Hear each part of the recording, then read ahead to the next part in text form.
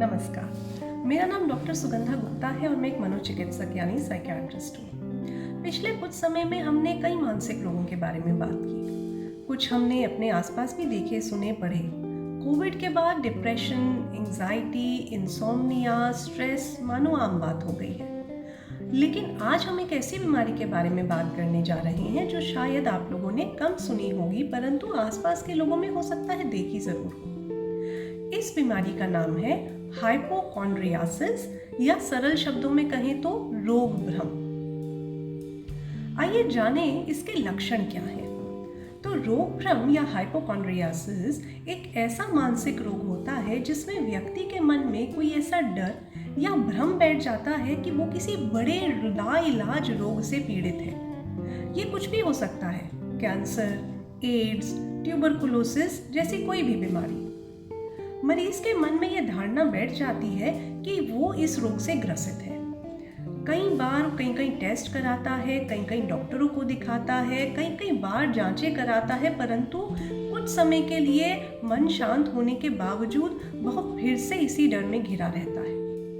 शरीर में आने वाली छोटी मोटी दिक्कतें, छोटी मोटी तकलीफों को सोच कर, उसके बारे में पढ़कर अपने दिमाग में कहीं ना कहीं ये लिंक बनाता रहता है कि ये उसी बीमारी के लक्षण हैं। मान लीजिए किसी महिला को ये मन में डर बैठ जाए कि उसे ब्रेस्ट कैंसर है, तो कभी भी हल्का फुल्का कोई छाती में दर्द होने पर, कोई हल्की सी गांठ होने पर और कुछ भी नहीं तो बिना वजह ही अपना बार बार चेक करना, डरते रहना और उस डर के बाद बहुत ज़्यादा घबराहट या डर महसूस करना ये आम हो जाता है। बहुत कॉमन होता है एड्स का डर। कई बार मरीज इसके लिए अनगिनत कहानियां सोच लेते हैं। मैंने वहाँ पर ब्लड डोनेट किया था, कहीं उसने सुई बिना चेक किए तो नहीं लगाई। मैंने खून सैंपल जांच के लिए दिया था, कहीं उसने सुई मेरे सामने नहीं खोली, कहीं वो इन्फेक्टेड तो नहीं थी, कहीं मैं उस व्यक्ति के पास बैठा था, ऐसा तो नहीं था। तो मन में अलग अलग तरीके के डर, वहम, शक आते रहते हैं जो कि उस डर के बारे में चिंता को बढ़ाते रहते हैं।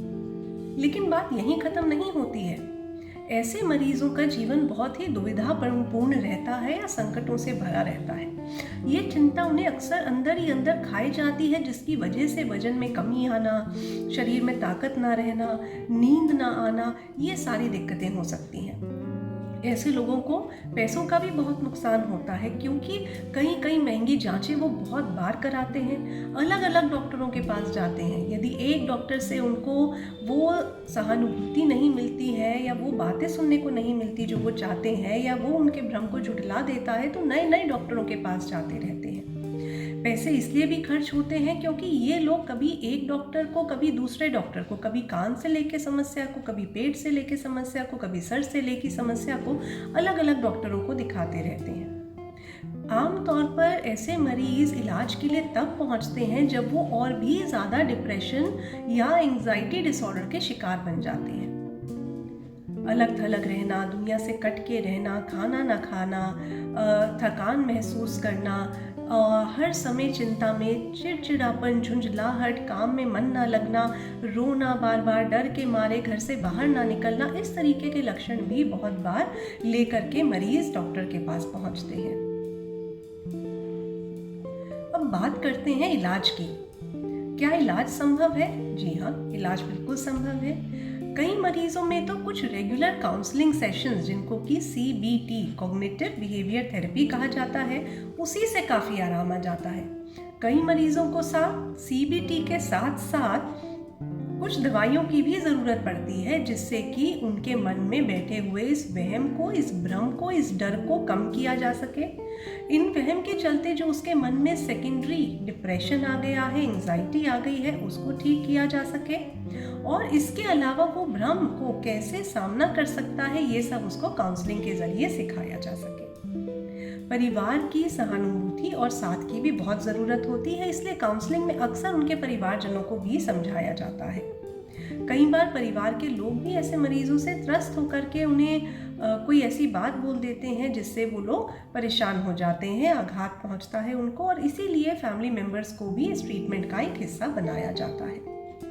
आने वाले समय में धीरे धीरे इस बीमारी के बारे में लोगों की जानकारी बढ़ने तो लगी है, परंतु क्योंकि सोशल मीडिया पर, इंटरनेट पर, गूगल पर आजकल आसानी से हर लक्षण के बारे में 10 बीमारियों का नाम मिल जाता है, इसीलिए इस रोग को बढ़ने में भी बहुत ज़्यादा बढ़ावा मिला है। कहने का मतलब ये है कि क्योंकि आजकल आम आदमी की उंगलियों पर हर किस्म की जानकारी है और क्योंकि सही गाइडेंस या सही राह दिखाने वाला कोई नहीं है, तो अक्सर मरीज छोटे से लक्षण के बारे में पढ़ कर के भी इस वहम को अपने आप अंदर ही अंदर बढ़ावा देता रहता है। आमतौर पर ये बीमारी यंग लोगों में देखी जाती है। इसकी शुरुआत किसी वजह से भी हो सकती है, जैसे मान लीजिए किसी ने अपने फादर को यंग एज में हार्ट अटैक होते हुए देखा, किसी की मदर की कैंसर से डेथ हो गई, या किसी और के परिवार में ऐसी कोई 2-3 डेथ कुछ समय बाद होती गई, तो ये डर आमतौर पर ऐसे मरीजों के मन में बैठ जाता है। कभी कभी ज़रूरी नहीं है कि ऐसा कुछ हुआ ही हो और तभी लोगों को ऐसा रोग होगा। कुछ लोग जो बाय नेचर या स्वभाव थोड़े ज़्यादा एंग्शियस होते हैं, ज़्यादा सोच करने वाले होते हैं, ज़्यादा चिंता रखने वाले व्यक्ति होते हैं, उनमें भी ये रोग देखा जा सकता है। परंतु सबसे बड़ी बात यह है कि इसका इलाज संभव है और सही समय पर इलाज शुरू होने पर बहुत ही अच्छा रिजल्ट सामने आता है। तो उम्मीद करती हूँ कि ये सब जानने सुनने के बाद यदि अगर कभी आपके पास ऐसा कोई व्यक्ति आए तो उसको आप सही समय पर साइकियाट्रिस्ट या मनोचिकित्सक के पास ले जा करके उसका इलाज कराएं। नमस्कार।